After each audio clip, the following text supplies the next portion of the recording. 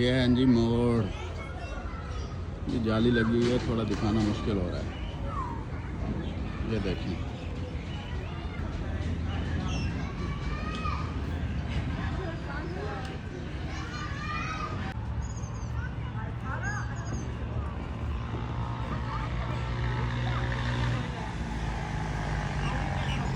बेचारों को पता नहीं कुछ डालते नहीं हैं, इनके तो बेचारों की हड्डियाँ निकली हुई हैं।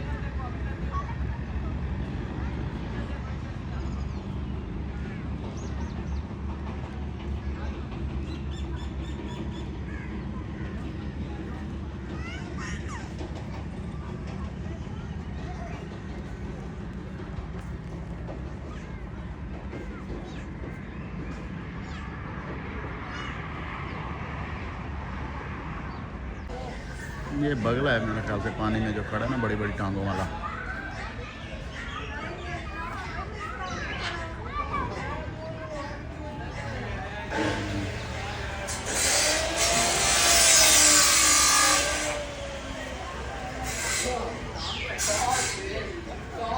है जी खरगोश हैं जी।